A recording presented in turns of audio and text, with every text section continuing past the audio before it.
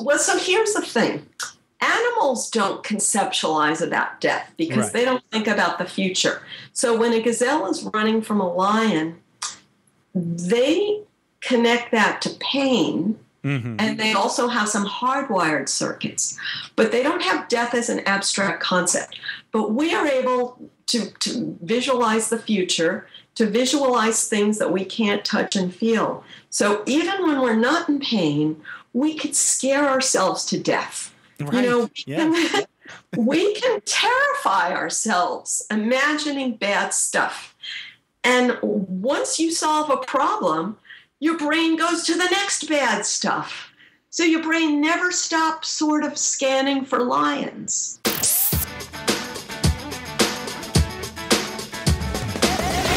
Welcome to the show. Thanks for being here. Thank you for subscribing.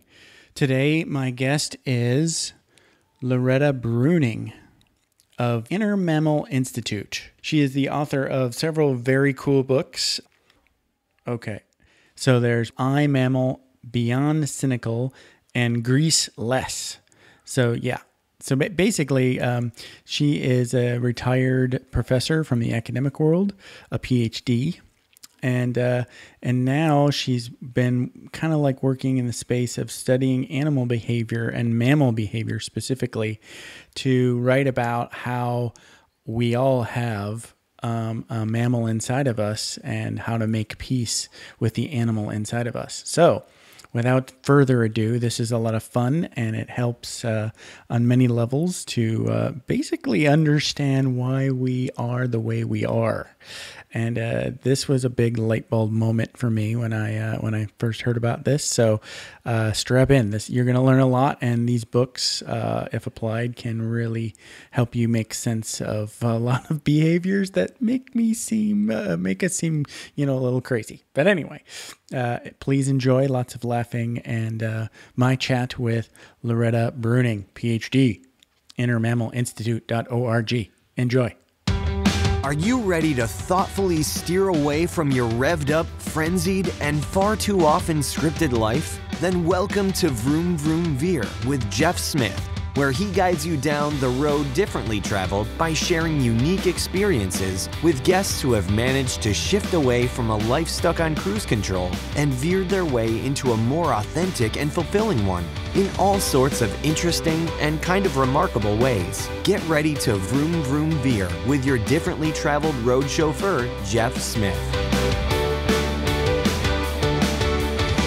And I signed up for your newsletter too. I've basically fallen in love with your work now because it makes a lot of sense. Obviously, you know that. But I mean, as far as like addiction and habit forming, duh. I mean, who am I telling? But you get it that I'm. It's not just an academic thing for me anymore. I want to kind of use these things. To me, it explains everything and solves everything. Right. But it really doesn't mesh that easily with people's pre-existing views, and people are always. It does for me. Yeah. Because I think because I've heard a lot of these things before coming from non-academics, but mostly like people talking about maybe just like non-denominational, non-spiritual habit people. Those folks are out there. I see a lot of this stuff in Buddhism. A lot, especially about the when you talk about how cortisol gives you that feeling like you need to do something, right? I need to do something now, right? That feeling. Yes. Lots of spiritual traditions talk about that feeling. Oh, good. Okay. Yeah. The problem I have is the mainstream media picks up from academia, and academia only focuses on politically correct habits, of which they're like, blaming other people for racism and blaming America for your bad eating habits. And so all of the examples revolve around those two habits. And the problem with that is they're always focused on pointing to other people's habits and not taking responsibility for your own experience, or blaming the outside world for your habits and not looking at the internal mechanism. Yeah. Oh, yeah. See, you could say like that's sort of like the big lie that our ideology, our political, commercial sort of like that. There's a reason why they want to do that, right? To us. Yes. But to not be paranoid, right. Let me give you the reason from an animal perspective. Okay? Yeah, please. So we'll go ahead and say this is the show now, and we'll say hi later. Okay, good. Yeah. Go ahead, because I've been recording this whole time, so we're okay. Good. Yeah. So when you watch the news, you listen to the news, it's easy to get a repeated, frustrating, downer, almost paranoid sense of things, and it's easy to think that this is because of our times or because of a certain group of people. So it's fascinating to know that all of human history and before that, monkeys have the same dynamic going on. So to me, it's relieving, makes it less frustrating. So I'll give you a simple example. So in every group of baboons, let's say, there's a lot of internal friction. And if you were a baboon, you would probably think, geez, I would just love to get rid of these guys and go out on my own and not fight over every banana. But if you did that, you would instantly be eaten by a lion, or your children would be eaten by a lion. Right. Your genes would be wiped out, and then we could not be descended from that kind of baboon. Right. So we're descended from the guy who said, I'm going to stick with these jerks despite the frustration. And it's because there's always a common enemy. So every mammal group has internal tensions, but they stick together because there's a common enemy. Right. And it's fascinating to know that even lions, you think, well, lions are not worried about predation by a lion, but in fact they are, because that's funny to me. Lions may go for days and not kill anything. And when they finally kill something, a pack of hyenas will come and steal it from them. So lions have to tolerate the company of other lions in order to scare away the hyenas. Interesting. I didn't know that. Now, yes. is that like the are those the male lions doing that, or are those the female lions doing that? Just curiosity. Yeah, you asked the killer question. Right. So it's the females, isn't it? Well, the females do the hunting in the lion. The females are known for doing the hunting. Right. And the males, then once there's a kill, the males eat first.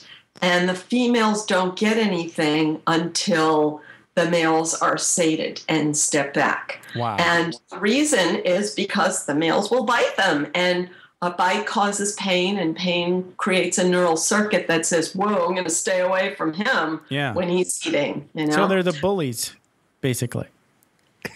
So this can be put through many different filters. Yeah. So one filter is that, there's the feminist filter, which is to say that it's a female-led group and the males are sort of like a paid security guard.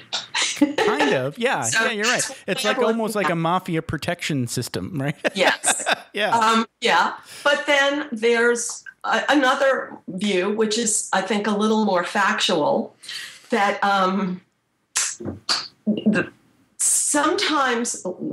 the males are coordinating. Like when all the females are hunting, the male is coordinating the hunt, because coordinating hunting is really advanced skill and very few creatures have it. So It's not politically correct to think that the male is coordinating things. So I'm going to repeat it in a politically correct way. Okay. Males are expendable in the sense that the perpetuation of a species' genes does not require as many males as females. So if that male gets killed, then the pride will still continue. Right.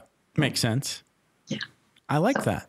So that's the first time I've ever heard that. I had heard that, what was it? that the role of the male lion was to sort of like keep other male lions at bay in a territory. Are they doing that role too? Oh, they are doing that too. But Okay. when you call it a role, so is it a service to others? That's the thing they're doing for themselves. Okay. But then the service that they're providing to others, part of that, it is a service because when other males enter the territory, you may have heard that they will eat the children, which is true. Yeah, Yes. yeah. So there is a service element, but I get it. They're not doing it for themselves. They're not doing it out of any altruistic. That's your point, right? Right? Yeah. They're not doing it for the group. They're doing it because that's what their chemicals are telling them to do. Right.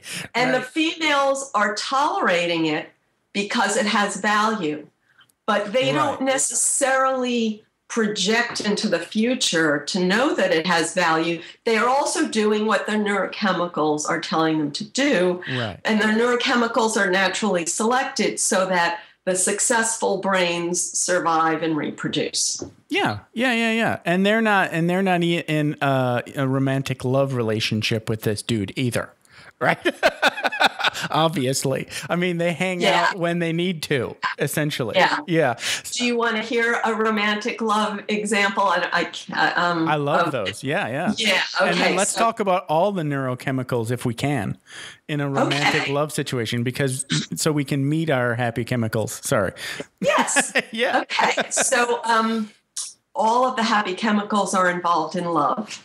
All of the happy chemicals. When I say happy chemicals, I mean dopamine, serotonin, oxytocin, and endorphin. Right. Now, all of them reward you when you do something that promotes the survival of your genes.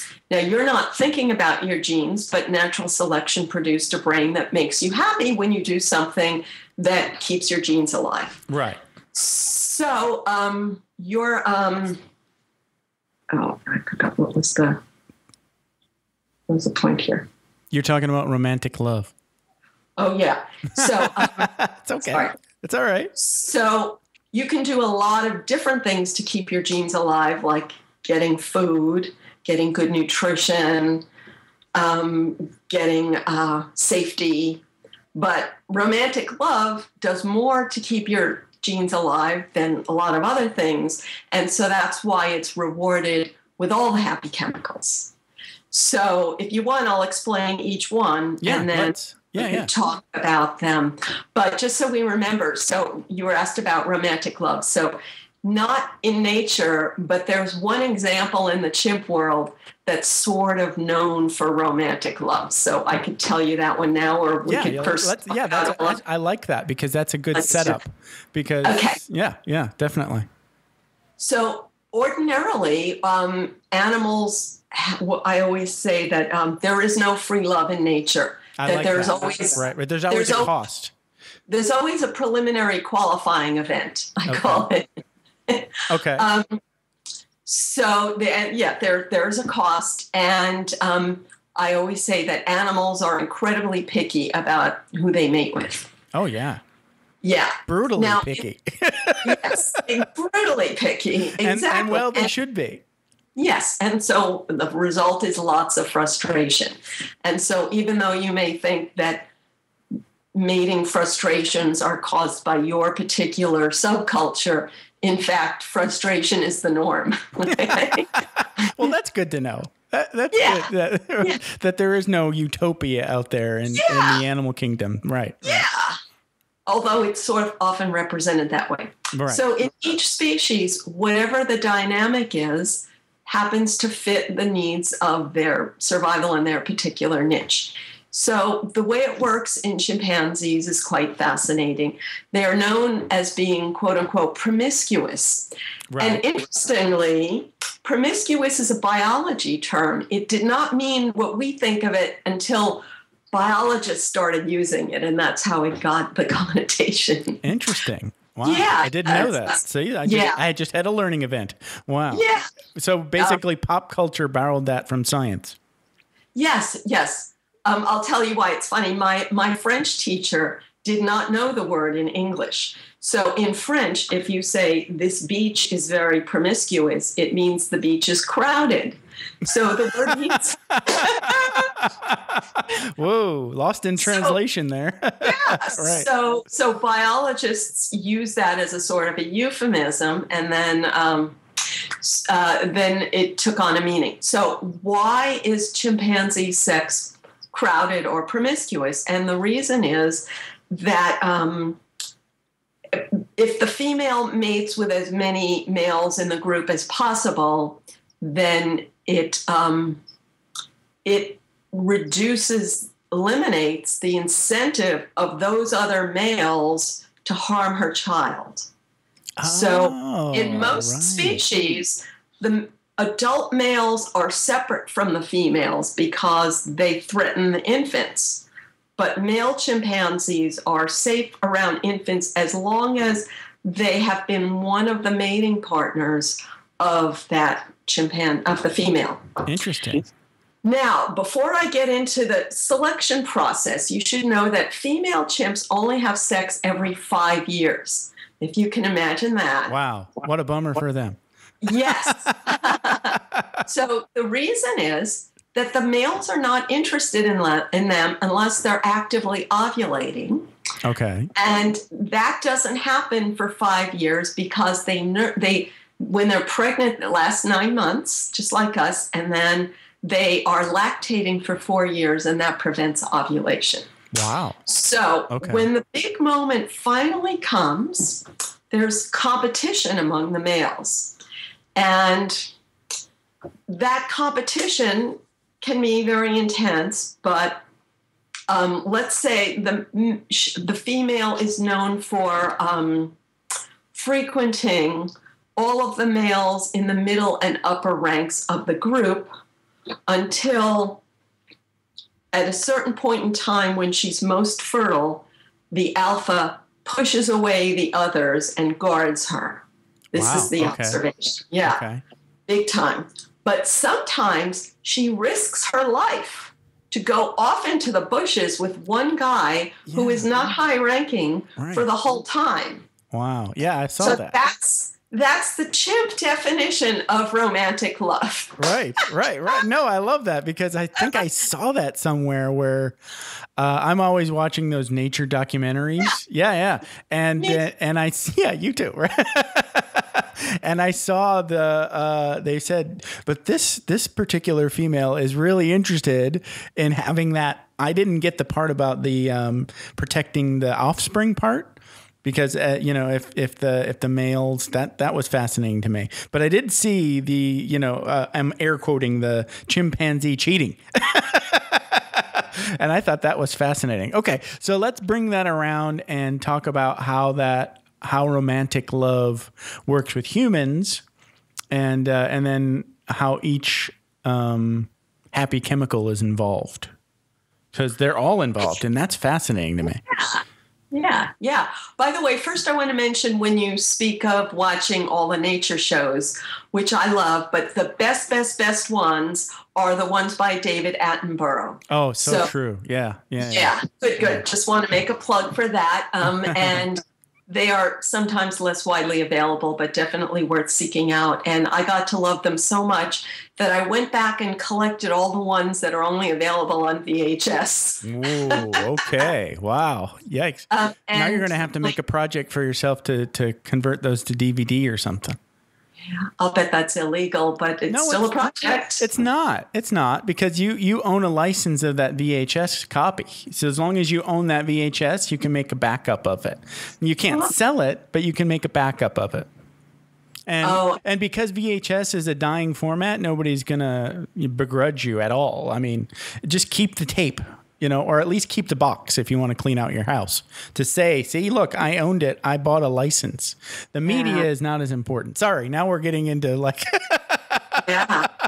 Well, when the BBC comes after me, I'll send them to you. Yeah. There you go. Have them call me.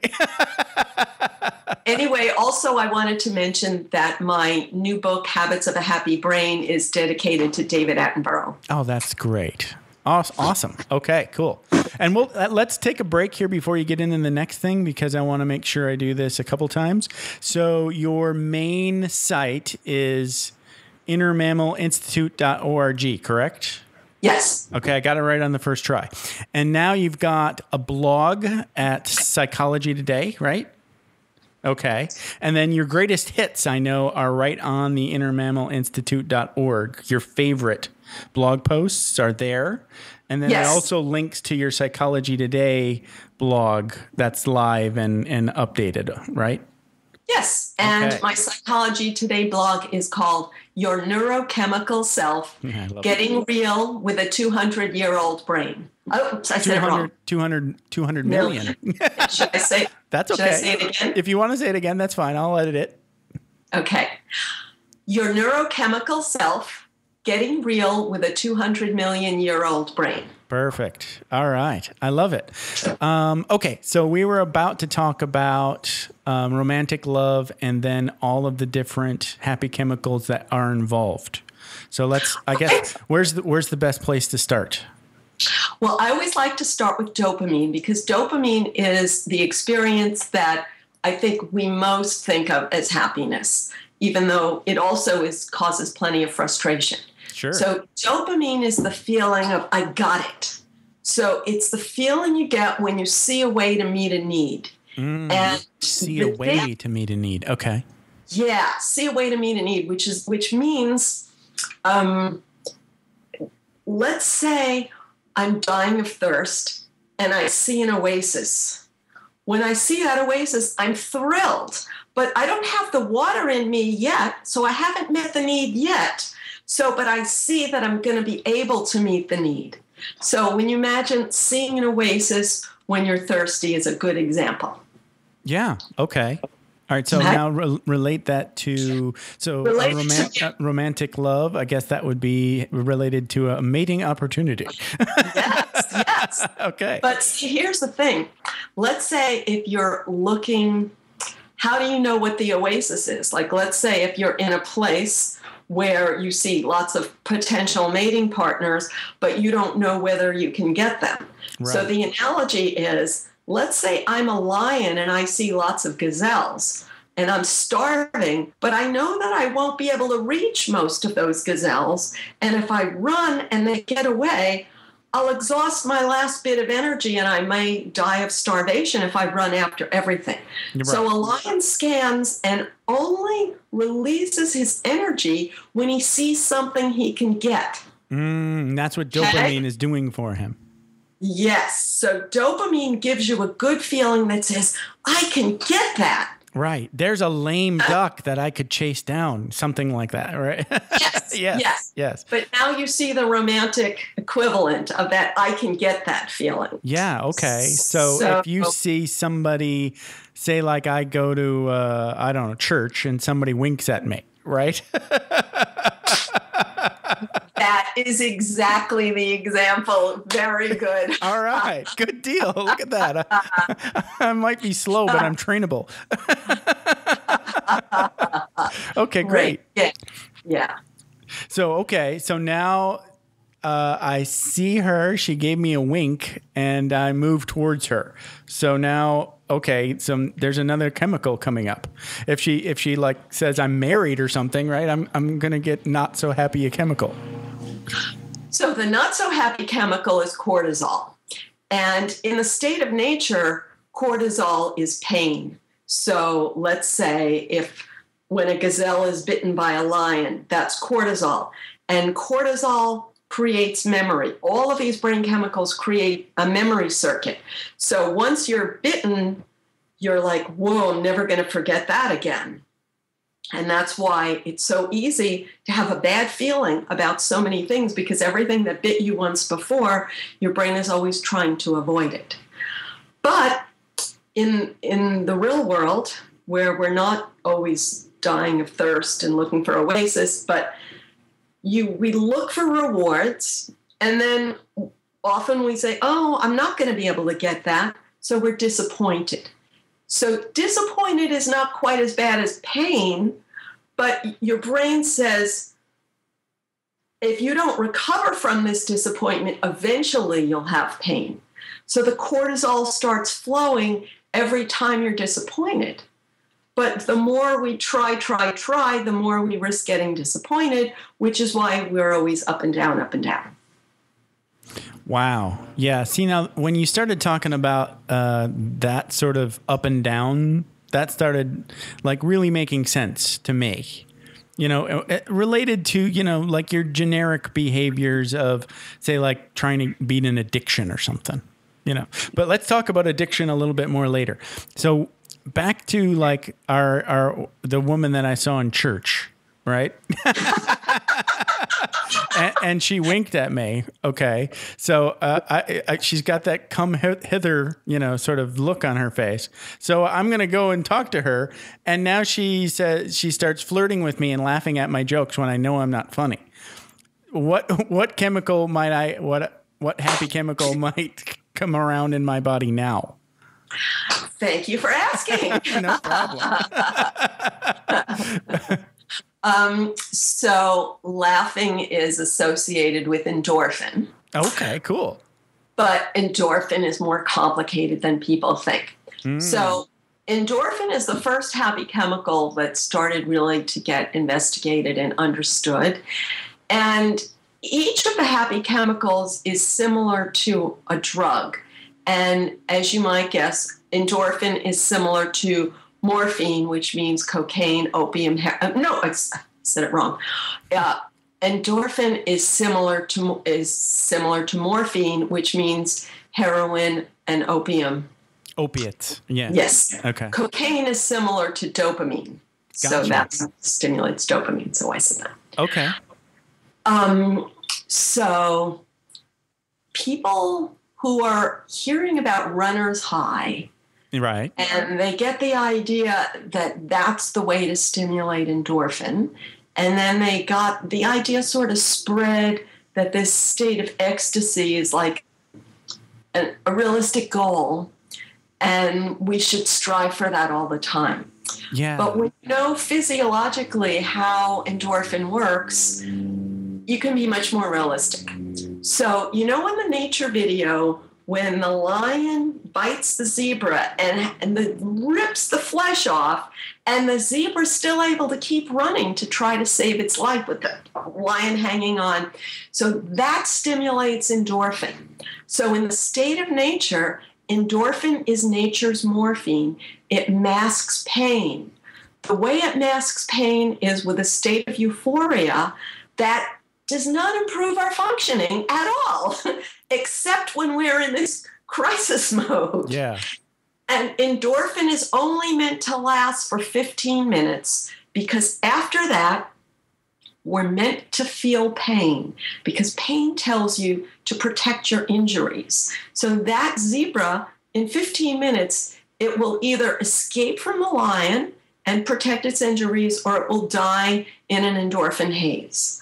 So we are not meant to be on an endorphin high all the time. So if you try to run every day to get endorphin, you would not get it. If you ask runners, they don't get an endorphin high every day. They only get it when they overdo it.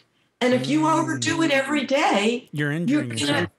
Yeah. Yeah. So the good news is you get a little bit when you laugh, but only a real laugh, and that's because it creates like a sort of a jiggling of your innards. Okay, just enough and not too much. Okay, not serious damage, but a little like make you feel good. Okay, interesting. And so it's interesting to see how when people flirt or are in love in the movies or something that they're laughing, but it's interesting that, okay, anytime you're stimulating a happy chemical, it's connecting neurons. So when someone makes you laugh, that connects neurons that create the expectation. It creates positive expectations toward this person. But in point of fact, if you tell me the same joke every day, pretty soon I'm not going to laugh. Right. I won't find you so funny. Right. But I will have the circuit that creates a positive expectation about you. So in a way that's good, but in a way it creates disappointment. Like, oh, he's not as funny as he used to be. Right. Which is another. Yeah, you set the bar kind of like on the first time, and you were really funny then, and now you're not anymore. Gotta be tough to be a comedian, right? Yeah. Okay, but also it's tough. Like everyday life is all up and down. That's true. And you're constantly, it's a give and take. Is again what I was, you're always weighing, I've got this much energy and I need to get X, Y, and Z. How am I best going to get that done? Kind of. That's absolutely. And that's what your happy chemicals are helping you do. Absolutely. Right. It's just our modern society is kind of like short circuiting these circuits, I think, a little bit, just because, everything that we need is already kind of given. But our old 200 million year old brain still thinks it's surviving. So out in the world. So interesting. Okay. So, when you said something really interesting, when you said everything we need is already given. Now, most listeners would not agree with that. I do agree. I agree with you. Okay. But I think it needs clarification. Okay. So, one thing is everything we need in terms of basic survival needs is mostly available because... Like food. Like many people... First, your brain is mostly formed by the time you're a teenager. And a teenager learns that even if I just sit on the couch and stare into space, my survival needs will be met. So that creates the expectation that your needs will be met even if you do nothing, except for one need, and that's another happy chemical that we can move on to, which is serotonin. Okay, let's do that one. So serotonin is that feeling of, I'm cool, I got it going on, let's say. All right. Yeah, I like that. So in biology parlance, it was called social dominance. But that theory has so gone out of favor that you read very little reference to it. But for the first 100 years of animal research, it was absolutely clear that all mammals created social hierarchy in their groups, and any extra energy they had, they invested in rising in the hierarchy, and that it worked, that really, when you rise in the hierarchy, you have more surviving copies of your genes, higher survival rates for your more offspring with higher survival rates. And most important, that when you get a relative advantage over a peer, that it stimulates your serotonin and it feels good. And that rewards a mammal for asserting itself despite the fear of getting bitten. So if I'm a teenager just lying on the couch, I may not be starving to death, but I don't have that feeling of being sort of one up against someone else. So that is what gets us off the couch, but also leads people to feel disappointed, frustrated, and worse. Yeah. So that leads me to the blog post that I didn't get a chance to read, but I want to. It's Always High School in Your Brain. Let's talk a little bit about that one and what, I see that, I know what you're talking about because I was in the Air Force 20 years. So, and the other thing that I wanted to bring up was, when you talk about hierarchy, now somebody out there listening might think it's all about work or it's all about how much money you've got in the bank, but it's really not, right? I mean, there's more to it than that. And because your chemicals and your limbic brain really everything's relative to you and you in the moment and who you're hanging out with. So it doesn't really care how much money you have in the bank. Or where you live. Right. Absolutely. It's informal hierarchies. It's really your feeling about it. So the example I always use is if you are number 3 on the world billionaires list and you fall to number 4, you may have a sense of crisis, like, oh my God, I've lost everything, you know? Whereas if you're a bus driver and you're telling everybody all day where to go and what to do, you may have more of a feeling of stimulating more serotonin in that way. Right. So it's all relative. That was when it's just relative to your personal social situation. Yes, but what it is, it's relative to the serotonin circuits that you built in your youth. And that generates expectations. So let's talk about why youth matters. And when I say youth, I mean up through... like 8 to 18, or 8 to 20, something like that. Yeah. Well, we can get to the age later. But first, we need to talk about a brain chemical called myelin. Right. So myelin is what turns... I said that a neural pathway is created. We're all born with billions of neurons, but almost no connections between them. So who you are depends on which neural connections you built. They build from experience, and they build bigger and bigger with repeated experience.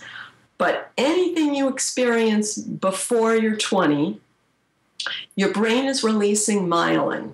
And myelin is a substance that turns a neural pathway into a superhighway. And it's like the equivalent of having a naked wire versus a wire coated with plastic in the olden days, Right. So I get it.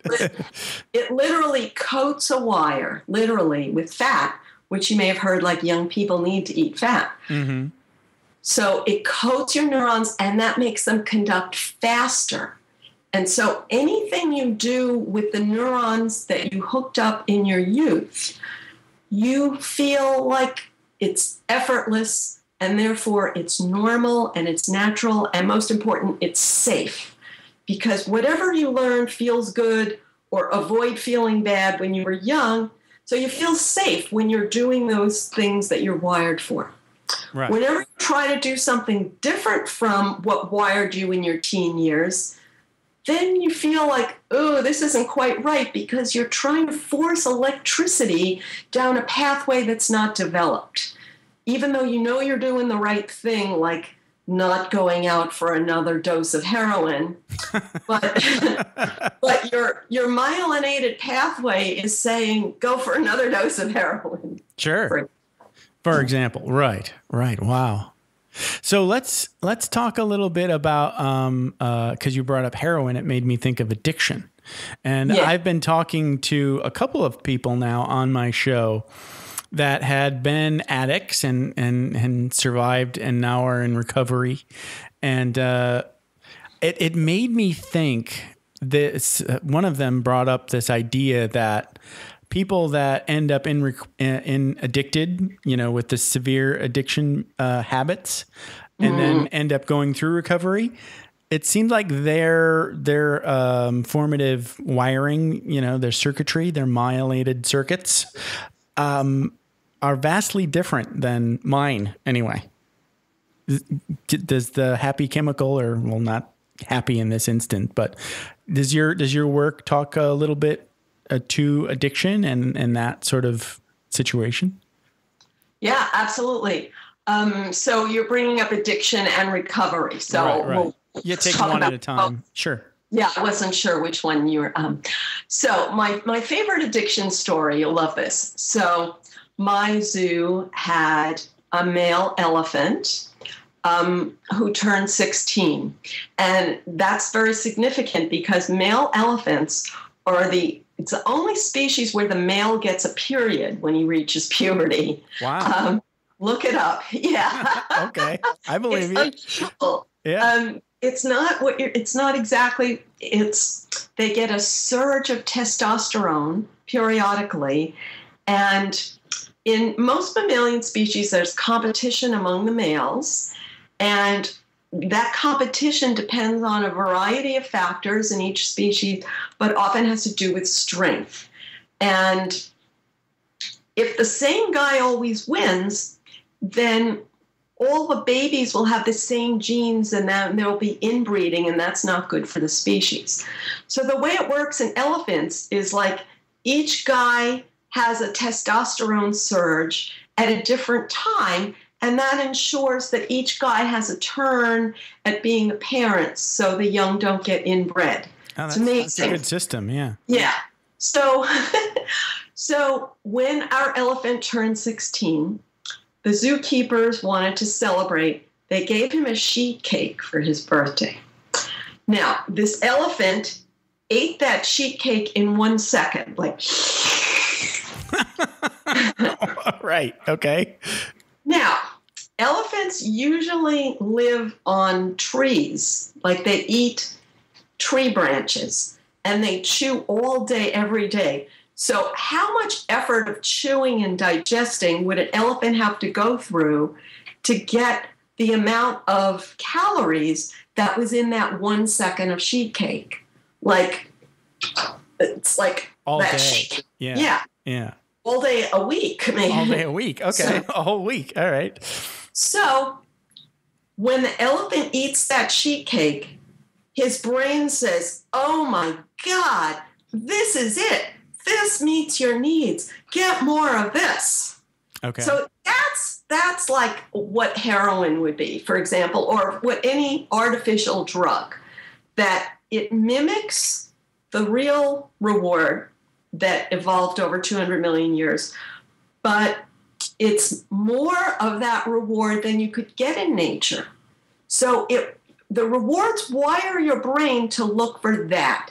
And when you get an artificial reward, that wires your brain to look for that artificial reward, because it's so much more than a real reward that, like, your brain's like, well, I'm not going to waste my time on like writing resumes when I can feel good so fast with this other thing. Right. You know? Right. It's a short circuit.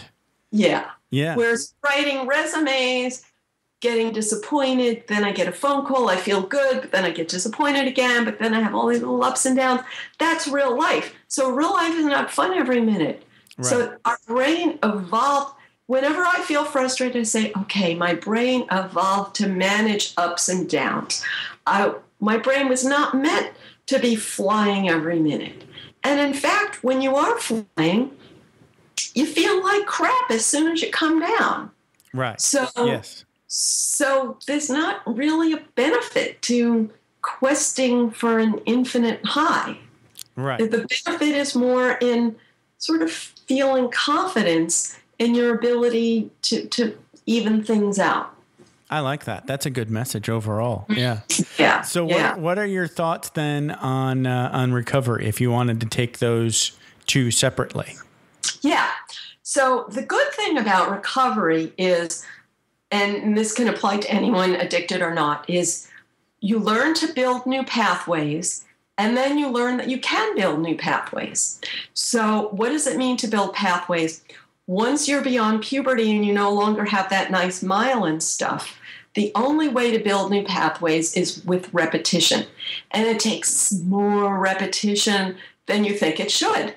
And repetition is not fun. Right. So, yeah.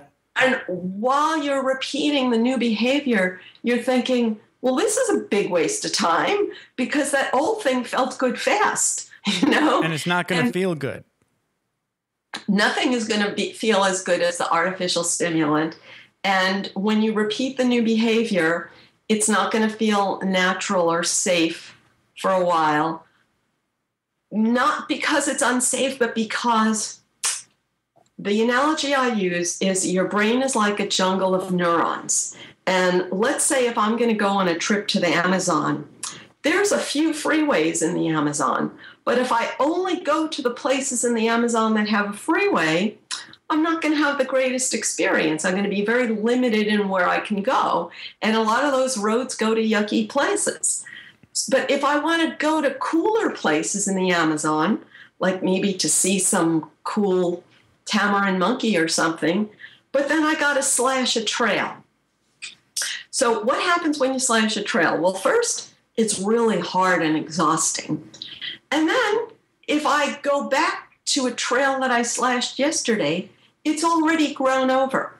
So if I return to the same trail every day for 45 days, that I'll at least slash it enough that I have a little path without having to keep getting out my machete every day. So that's basically what recovery is, to build a new circuit by repeating the same behavior that you like every day for 45 days so that you do build new connections between your neurons. They may not be super highways like you're used to, but they are a real pathway. I love that. That's great. Yeah. So are there like tips that go along with that? Like, do you want to, I know somebody, I think it was the Zen Habbits guy, always said, when he recommends building habits, he says they should be like small and fun. Do you recommend that too? Yeah. In my book, I have lots of little words to remind you of these sort of pointers to make it easier. Great. So I'm just trying to think of the ones of my language for small and fun. So the fun thing, I call it graft, which means you already have this neural network, which is sort of like a tree, and you built the trunk and the big branches. You built the trunk like before you were 2 years old, and then you build the branches all through your youth. And later on, we're able to build like little twigs, but we're not able to build like huge branches. So it works better if you build onto a branch that you already have, which is why people often tend to return to something they loved when they were young. That makes sense. If I return to something that I loved when I was young, my something is not really necessarily any better than your something, but my something is already wired to my happy chemicals, and your something is already wired to your happy chemicals. So trying to sort of work with the foundation that already exists in your brain, even though the foundation got there just by random chance of, like when I was young, I watched my mother enjoying this, and when you were young, you watched your mother enjoying that. So we sort of built different branches. Yeah. That makes sense.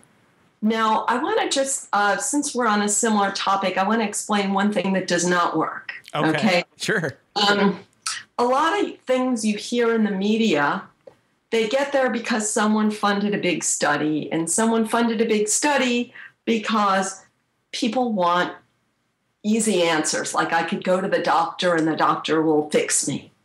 So one of the easy answers people like is the idea that if your kids are having trouble, don't worry, their brain hasn't matured yet. Don't worry, they'll mature.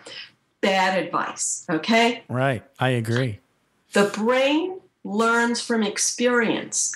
So if your kid is, when I say your kid, still in the mammalian years, if your kid is having unfruitful experiences, and you think it's going to fix itself, and the word mature means like as if it's going to just fix itself. No, because the brain learns from experience. So if a young person engages in dysfunctional behaviors and they still get all their needs met, they're going to think, hey, this is the way to live. I'm going to just engage in these dysfunctional behaviors and everything will work out fine because it always has.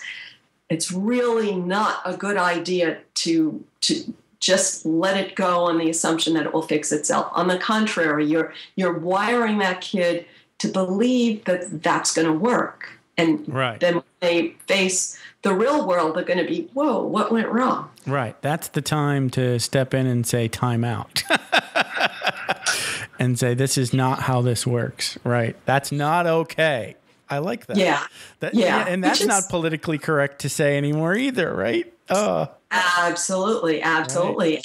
And once again, you get a really bad short run result, because if this kid already has a lot of their neural circuitry based on that dysfunctional behavior, but you can still hurry up in the last of their mammalian years and help them start building a new circuit. Yeah. And just like when people think these mammalian years, that's not really, just so you realize why it really matters. In the state of nature, when you reached puberty, you started having babies. Right. But in every species, there's some way to avoid inbreeding. Now, animals can't possibly think about conception conceptually, and yet every species avoids inbreeding. So the way it worked in humans was people often found someone like in another tribe in one way or another. When you move to another tribe, you have to learn new faces, new ways to find food, new ways to find your way home at night in the dark, and often a new language. So that's why the brain needed an ability to build a whole bunch of new neural pathways in puberty, because that's when you're rewiring yourself for a new environment. After that, your brain is, excuse the expression, sort of done learning in the sense that nobody likes to believe that, like, I was done learning in high school. But what happens is, in the state of nature, you started having babies right away, and those babies cried until you found food. So you were so busy meeting immediate survival needs that you were not going to say, I think I'm going to find myself and throw out everything I learned and rethink it. That's not the job our brain evolved to do. Wow. So that kind of puts to question the whole idea of a midlife crisis or an early retirement. Yeah. Now that also has really profound natural roots. So the fact is that we are always trying to deal with the concept of death. Okay, excuse me, I'm going to say that mean word, death. Okay. We're all going to die. It's okay. Yeah. It's part of my show. Really? Yeah. Well, I mean, I don't know if it's come up before, but I've embraced that, we're all going to be food for worms one day. We don't walk around thinking it maybe in our cortex, but our limbic system knows it every day, right? Absolutely. Yeah. So here's the thing. Animals don't conceptualize about death because they don't think about the future. So when a gazelle is running from a lion, they connect that to pain, and they also have some hardwired circuits. But they don't have death as an abstract concept. But we are able to visualize the future, to visualize things that we can't touch and feel. So even when we're not in pain, we could scare ourselves to death. Right. We can terrify ourselves imagining bad stuff. And once you solve a problem, your brain goes to the next bad stuff. So your brain never stops sort of scanning for lions. Right. So that's really horrible. So what calms us down? So what calms us down is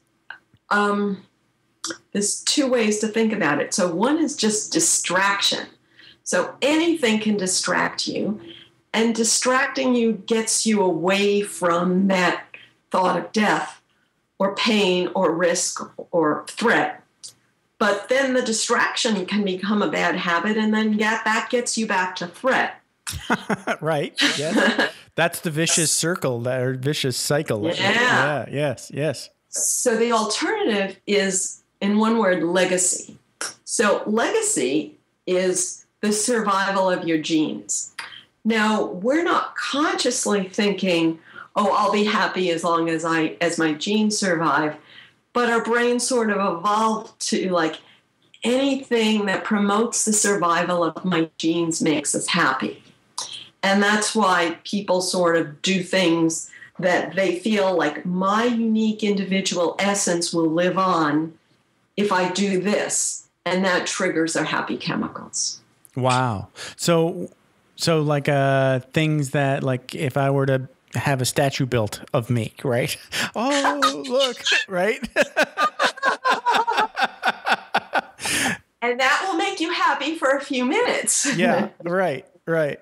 You know what? And you can comment on this or not, but the thought, whenever I think of legacy, it sort of falls empty now to me.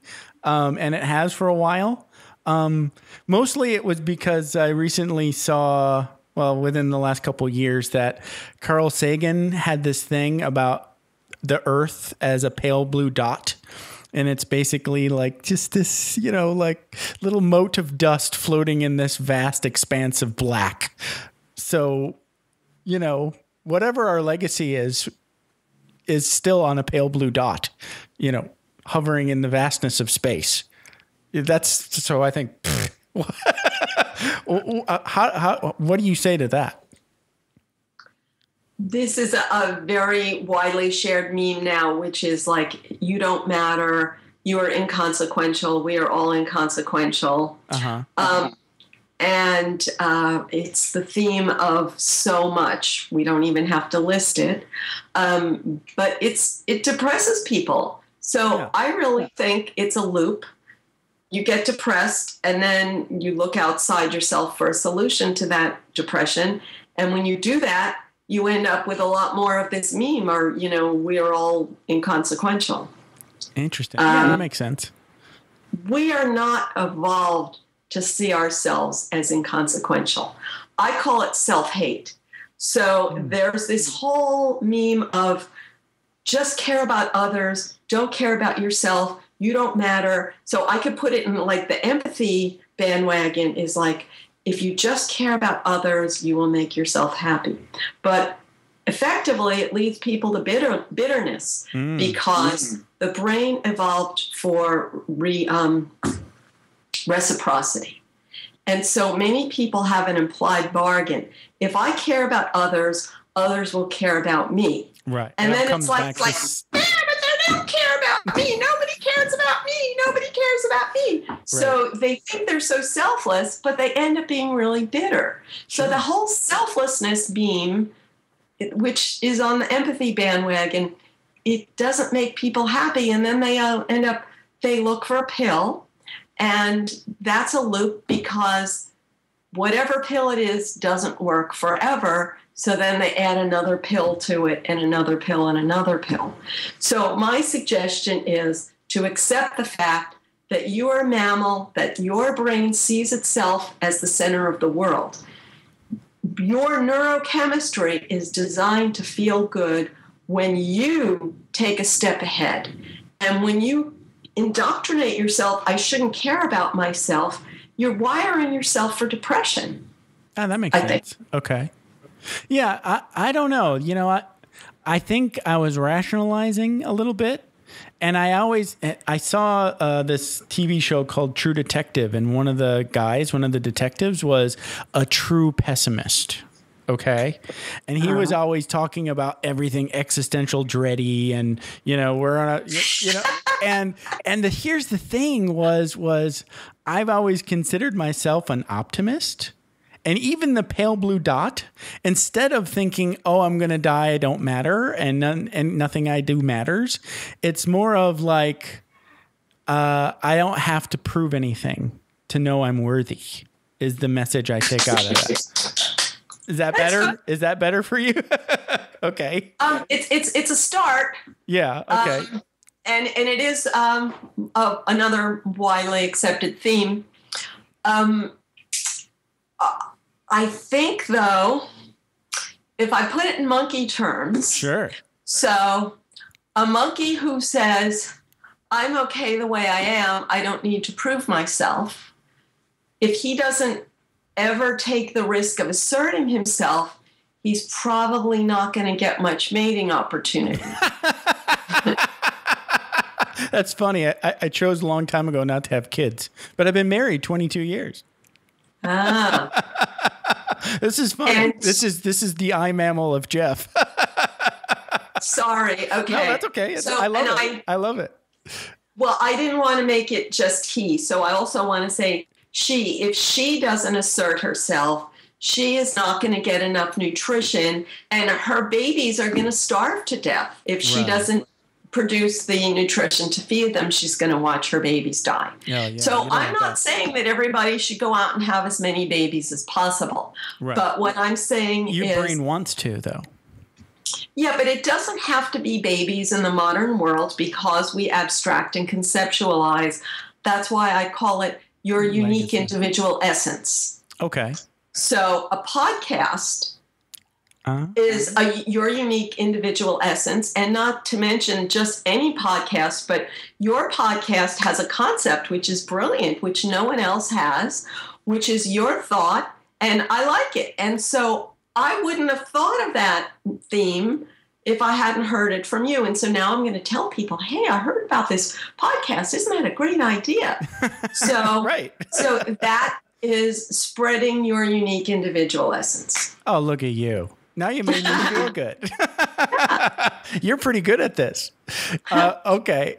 So the last thing, we're getting close up on an hour, so I'll let you go. I'm sure you've got things to do. But I wanted to ask you a question because I'm really curious. Yeah. So as I was reading your book, the thought occurred to me that if you spent some time applying these concepts to like high performance teams, I think you get paid a lot of money. Okay. Like a professional football team, I think could learn a lot. Now, you would probably have to go learn a little bit about football, maybe, I don't know. But the social dynamic and the art and science of motivating people to high performance, I think they know a lot of everything that you know. But I don't think that it's been framed the way you frame it. And I know they hire coaches and speakers like every season, and there's 32 of them, and they all have huge budgets. Okay. Right? Oh, okay. So this was a business idea for you. Oh, well, I can see the Oakland Coliseum from my home. Go see the Raiders. Well, thank you. Great idea. Right? Because of your unique individual concept, I was thinking about that Veer moment. Oh, yeah, definitely. We forgot to do your Veer moment. We're just chatting now. Okay, yes. Give us your Vroom Veer story. Thank you.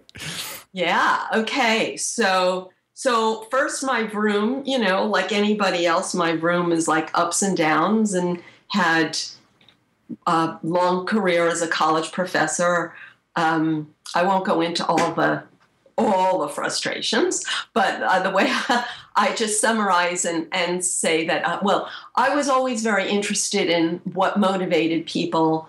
Had a very good reason. My mother was very unhappy person, right? And she had rages, and when I was a little kid, she would blame her rages on me. Like, if she was screaming at me, that it was my fault that I made her do it. And so my little brain, I thought, I don't really believe that I made you do that, So I always wondered what made people so crazy. Sure. And had good reason to find the answer. And as a professor of management and studying psychology and reading everything I could find for years and years, all these prevailing theories were not that convincing to me until I discovered the neurochemistry of animals. And in every book I read, there was like a little mention of it. And so I started seeking it out and found more and more and more. But it was so much conflicting with what I read elsewhere. And I was like, why is nobody else explaining this? And a moment when I was like, oh my God, this is the deal. I gotta really spread this.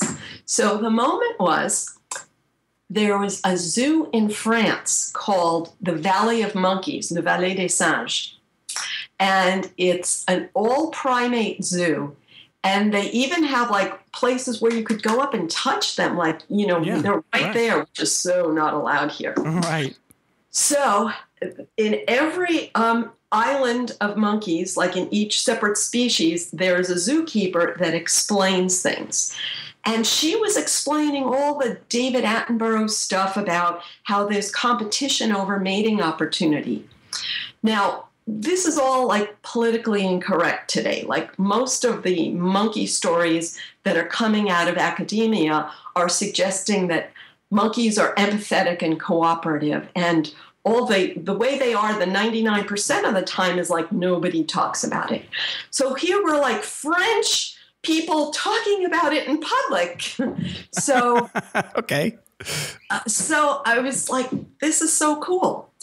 But when I was listening to them talking about the baboons, this French zookeeper was saying that if you don't rise in the hierarchy, that you will never be a father. Like, wow, that's amazing.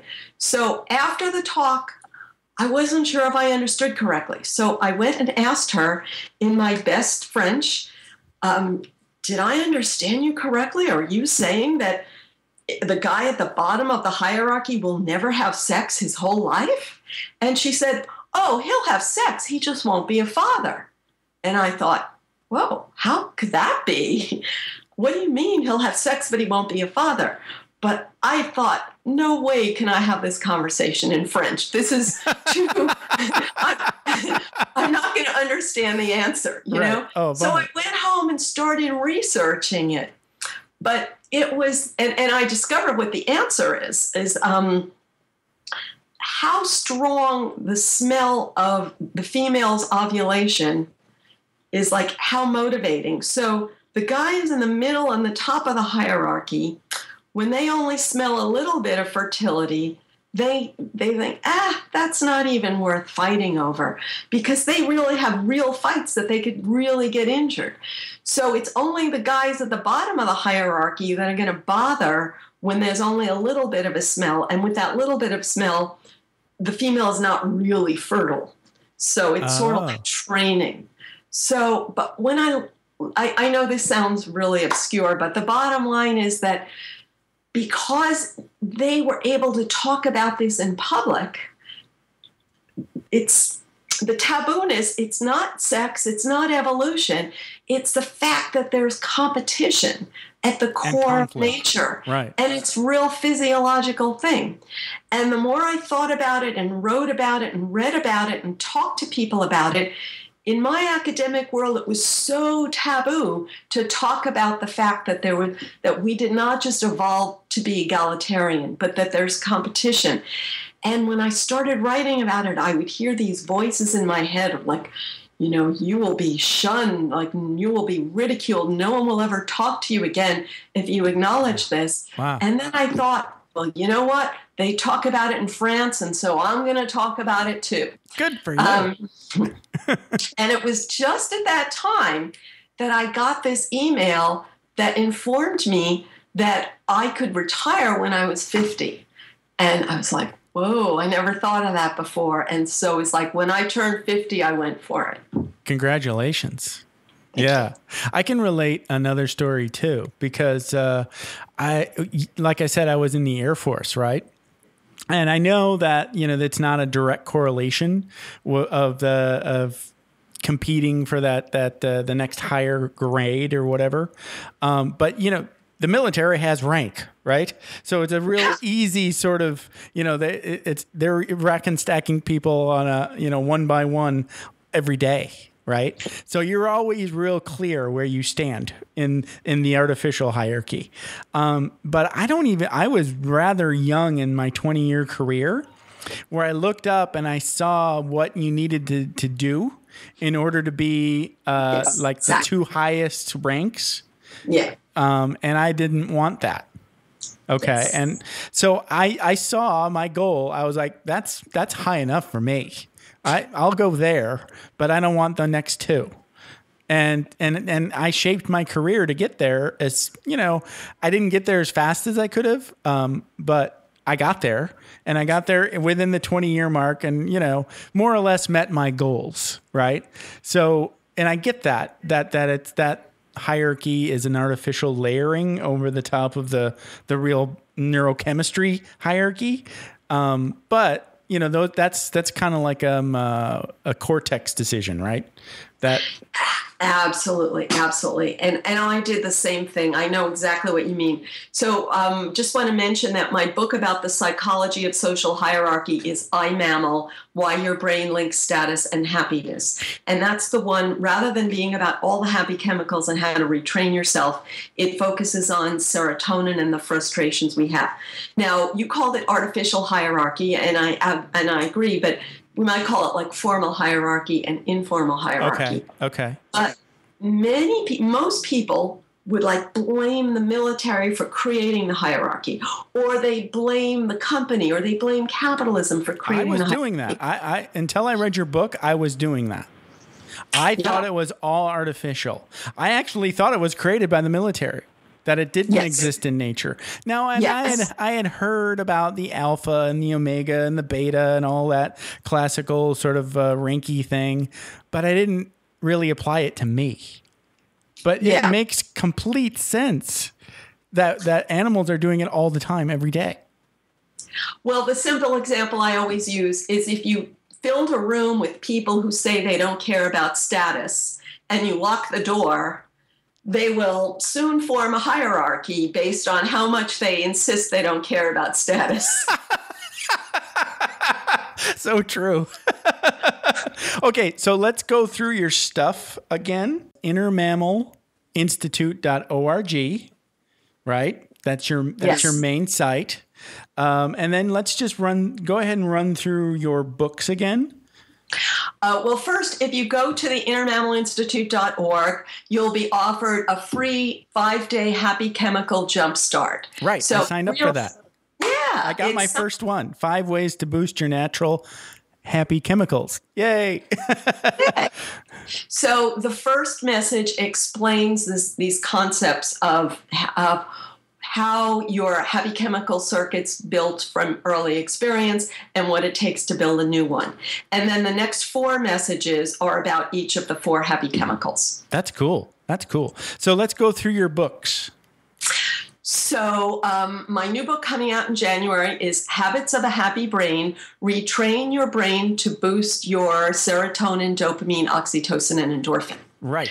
Can't wait. And this is about how to, again, build new happy chemical circuits. Right. Now, my last books were Mammal, Why Your Brain Links Status and Happiness. And this is about the serotonin boost that we feel when we feel important or pride or assertion, or I call it the one-uppy feeling, when you feel, I'm a little bit ahead. And we're always trying to get a little bit ahead. Yeah. And when we see other people doing that, we get so mad, and yet we're doing it ourselves. And it's very contextualized, too. So the next time we talk, let's talk more about that.